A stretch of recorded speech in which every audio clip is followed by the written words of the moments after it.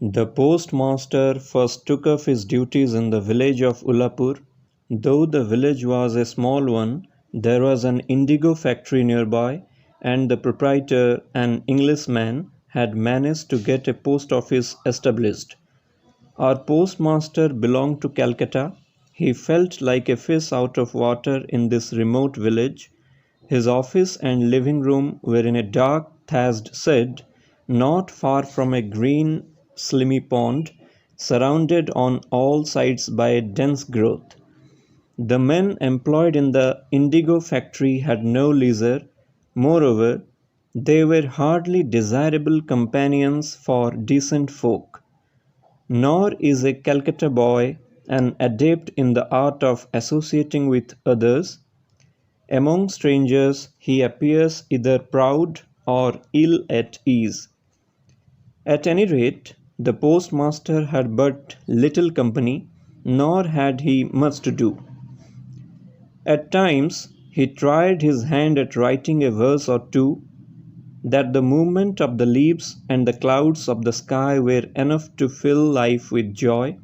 Such were the sentiments to which he sought to give expression. But God knows that the poor fellow would have felt it as the gift of a new life if some genie of the Arabian Nights had in one night swept away the trees, leaves and all, and replaced them with a macadamized road, hiding the clouds from view with rows of tall houses. The postmaster's salary was small.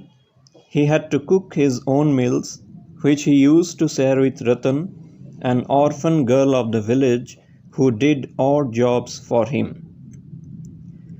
When in the evening the smoke began to curl up from the village cowsheds, and the cicalas chirped in every bush, when the fakirs of the Baul sect sang their shrill songs in their daily meeting place, when any poet who had attempted to watch the movement of the leaves in the dense bamboo thickets would have felt a ghostly shiver run down his back, the postmaster would light his little lamp and call out, "Ratan."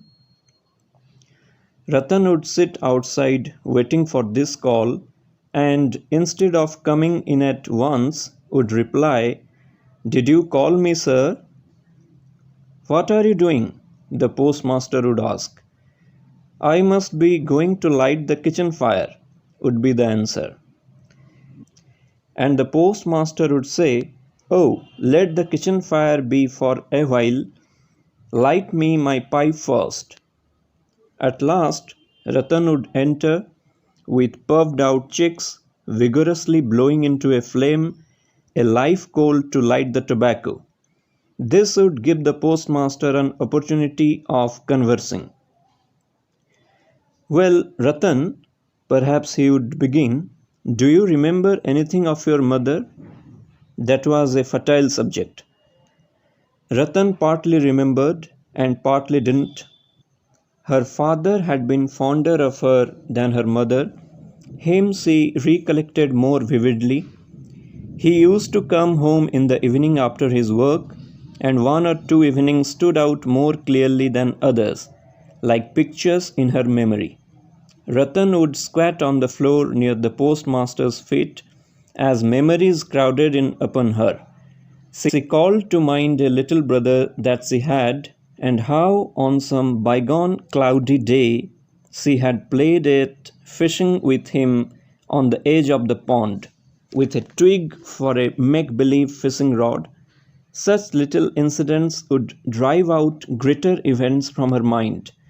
Thus, as they talked, it would often get very late, and the postmaster would feel too lazy to do any cooking at all.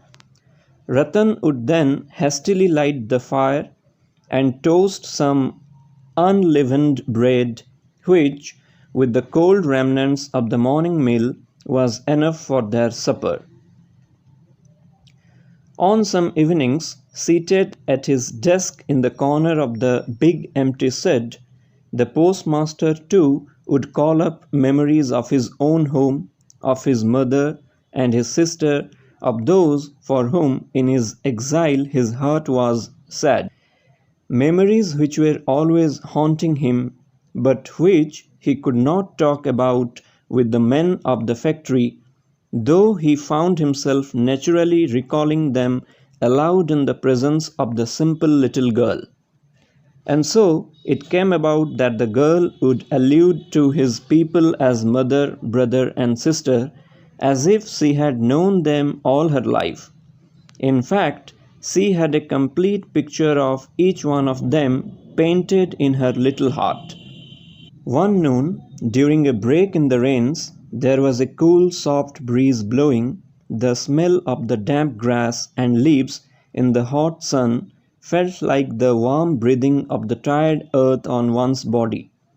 A persistent bird went on all the afternoon repeating the burden of its one complaint in nature's audience chamber. The postmaster had nothing to do. The simmer of the freshly washed leaves and the banked up remnants of the retreating rain clouds were sights to see, and the postmaster was watching them and thinking to himself, "Oh, if only some kindred soul were near, just one loving human being whom I could hold near my heart." This was exactly, he went on to think, what the bird was trying to say, and it was the same feeling which the murmuring leaves were striving to express. But no one knows or would believe that such an idea might also take possession of an ill paid village postmaster in the deep, silent midday interval of his work. The postmaster sighed and called out, "Ratan." Ratan was then sprawling beneath the guava tree, busily engaged in eating unripe guavas. At the voice of her master, she ran up breathlessly, saying, "Were you calling me, Dada?"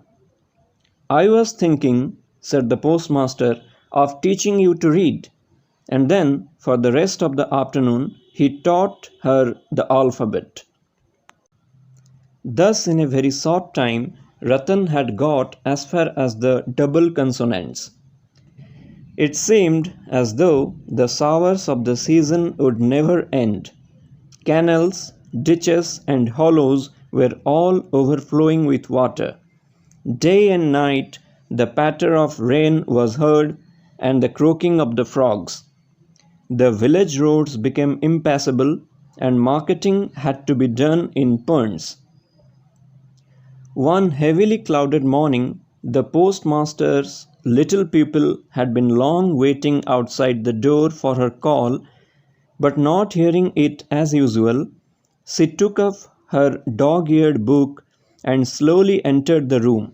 She found her master stretched out on his pallet, and thinking he was resting, she was about to retire on tiptoe when she suddenly heard her name, Ratan. She turned at once and asked, "Were you sleeping, Dada?" The postmaster in a plaintive voice said, "I am not well. Feel my head. Is it very hot?" In the loneliness of his exile, in the gloom of the rains, his ailing body needed a little tender nursing. He longed to remember the touch on the forehead of soft hands with tinkling bracelets, to imagine the presence of loving womanhood, the nearness of mother and sister. And the exile was not disappointed. Ratan ceased to be a little girl. She at once stepped into the post of mother, called in the village doctor, gave the patient his pills at the proper intervals, sat up all night by his pillow, cooked his gruel for him, and every now and then asked, "Are you feeling a little better, Dada?" It was some time before the postmaster with weakened body was able to leave his sick bed. "No more of this," said he with decision. "I must get a transfer." He at once wrote off to Calcutta an application for a transfer on the ground of the unhealthiness of the place. Relieved from her duties as nurse, Ratan again took up her old place outside the door, but she no longer heard the same old call. She would sometimes peep inside furtively to find the postmaster sitting on his chair or stretched on his pallet and staring absent-mindedly into the air. While Ratan was awaiting her call, the postmaster was awaiting a reply to his application. The girl read her old lessons over and over again. Her great fear was lest, when the call came, she might be found wanting in the double consonants. At last, after a week, the call did come one evening. With an overflowing heart, Ratan rushed into the room with her. "Were you calling me, Dada?" The postmaster said, "I am going away tomorrow, Ratan." "Where are you going, Dada?" "I am going home." "When will you come back?" "I am not coming back." Ratan asked no other question. The postmaster, of his own accord, went on to tell her that his application for a transfer had been rejected, so he had resigned his post and was going home. For a long time neither of them spoke another word. The lamp went on dimly burning, and from a leak in one corner of the thatch water dripped steadily into an earthen vessel on the floor beneath it. After a while Ratan rose and went off to the kitchen to prepare the meal, but she was not so quick about it as on other days. Many new things to think of had entered her little brain. When the postmaster had finished his supper, the girl suddenly asked him, "Dada, will you take me to your home?" The postmaster laughed. "What an idea!" said he, but he did not think it necessary to explain to the girl wherein lay the absurdity. That whole night, in her waking and in her dreams, the postmaster's laughing reply haunted her. What an idea! On getting up in the morning, the postmaster found his bath ready. He had stuck to his Calcutta habit of bathing in water drawn and kept in pitchers, instead of taking a plunge in the river as was the custom of the village. For some reason or other, the girl could not ask him about the time of his departure, so she had fetched the water from the river long before sunrise, that it should be ready as early as he might want it. After the bath came a call for Ratan. She entered noiselessly and looked silently into her master's face for orders. The master said, "You need not be anxious about my going away, Ratan. I shall tell my successor to look after you." These words were kindly meant, no doubt, but inscrutable are the ways of a woman's heart. Ratan had borne many a scolding from her master without complaint, but these kind words she could not bear. She burst out weeping and said, "No, no, you need not tell anybody anything at all about me. I don't want to stay on here." The postmaster was dumbfounded. He had never seen Ratan like this before. New incumbent duly arrived, and the postmaster, having given over charge, prepared to depart. Just before starting, he called Ratan and said, "Here is something for you. I hope it will keep you for some little time." He brought out from his pocket the whole of his month's salary, retaining only a trifle for his travelling expenses. Then Ratan fell at his feet and cried, "Oh Dada, I pray you, don't give me anything. Don't in any way trouble about me." And then she ran away out of sight. The postmaster heaved a sigh, took up his carpet bag, put his umbrella over his shoulder, and accompanied by a man carrying his many-coloured tin trunk, he slowly made for the boat. When he got in and the boat was under way, and the rain-swollen river, like a stream of tears welling up from the earth, swilled and sobbed at her bows, then he felt a sort of pain at heart. The grief-stricken face of a village girl seemed to represent for him the great unspoken, pervading grief of Mother Earth herself. At one time he had an impulse to go back, and bring away along with him that lonesome waif, forsaken of the world. But the wind had just filled the sails, the boat had got well into the middle of the turbulent current, and already the village was left behind, and its outlying burning ground came in sight.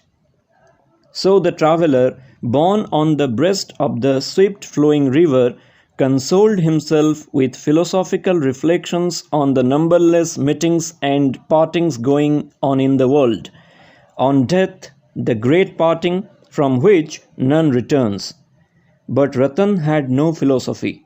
She was wandering about the post office in a flood of tears.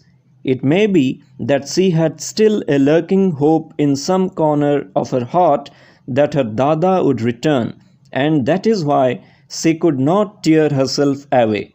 Alas, for the foolish human heart!